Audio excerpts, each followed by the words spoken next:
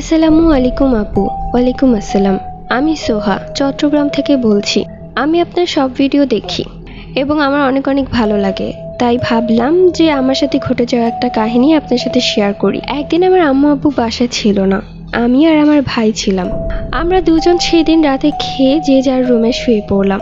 আমি শোয়ার সাথে সাথে ঘুমিয়ে পড়লাম, কিন্তু হঠাৎ সেই দিন রাত প্রায় ৩টার সময় আমার ঘুম ভেঙে গেল এবং দেখলাম চারিদিকে এতটাই নিস্তব্ধ ছিল যে দেয়াল ঘড়ির টিকটিক শব্দটাও মনে হচ্ছিল কানের ভেতরে আছড়ে পড়ছে।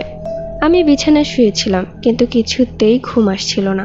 হঠাৎ আমার মনে হলো আমার রুমের দরজার নিচ দিয়ে এক ফালি আলো ভেতরে ঢুকলো, অথচ ঘরের লাইট আমি অনেক আগেই বন্ধ করে দিয়েছিলাম। আমি ভাবলাম হয়তো বারান্দার লাইট জ্বালানো, তাই উঠে দরজা খুলতে গেলাম। দরজাটা খুলতেই দেখি বাহিরের বারান্দাটা একদম অন্ধকার, কুচকুচে অন্ধকার, কোনো আলো সেখানে নেই। আমি ফিরে এসে যেই দরজাটা লাগাতে যাব, দেখি দরজার হাতলটা কেউ বাহিরের দিক থেকে ধরে রেখেছে। আমি জোরে টান দিলাম, কিন্তু হাতলটা নড়ল না। উল্টো মনে হলো ওপাশ থেকে এক বিশাল শক্তির কেউ সেটাকে আঁকড়ে ধরে আছে।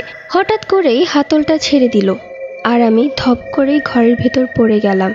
আমি ভাবলাম কেউ হয়তো মজা করছে, কিন্তু যেই না আমি মাথা তুলে তাকালাম, আমার শিরদাঁড়া দিয়ে যেন এক হিম শীতল স্রোত বয়ে গেল। আমার খাটের ওপর কেউ একজন বসে আছে, মুখটা তার দেয়ালের দিকে ঘোরানো, পিঠটা আমার দিকে। সে একটা সাদা কাপড়ের মতো কি যেন পরে আছে, যেটা কুঁচকে কুঁচকে অদ্ভুত দেখাচ্ছিল। আমি ভয়ে চিৎকার করতে গিয়েও পারলাম না। মনে হলো আমার গলার উপর কেউ শক্ত করে আঙুল বসিয়ে রেখেছে। সেই ছায়াটা খুব ধীরে তার ঘাড়টা ঘোরাতে শুরু করলো। ঘাড় ঘোরানোর সময় ঘাড়ের মট মট শব্দ হচ্ছিল, যেটা আমার কানে একদম স্পষ্ট শোনা যাচ্ছিল।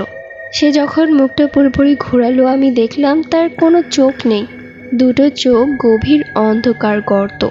তার ঠোঁটগুলো একদম কালো, আর সে খুব অদ্ভুত একটা হাসি দিয়ে আমার দিকে হাত বাড়িয়ে দিল। আমি কোনো মতে খাটের ওপর থেকে গড়িয়ে নিচে পড়ে গেলাম এবং দৌড়ে ঘরের কোনায় গিয়ে ভয়ে কাঁপতে থাকলাম।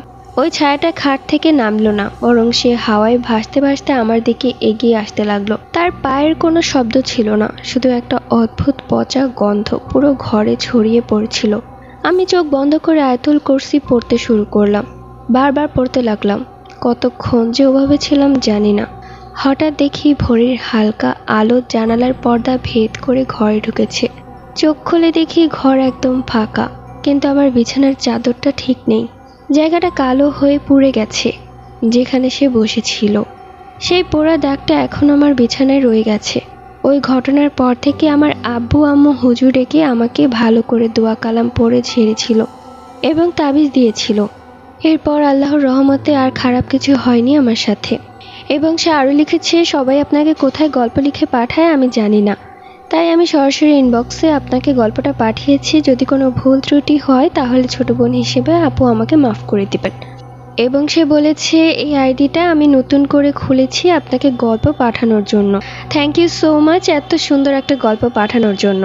আর গল্পটা আমার কাছে খুব ভালো লেগেছে। তোমাদের কাছে কেমন লেগেছে অবশ্যই কমেন্ট করে জানিয়ে দিও। সো দেখা হচ্ছে পরবর্তী কোনো গল্পে। আল্লাহ হাফিজ।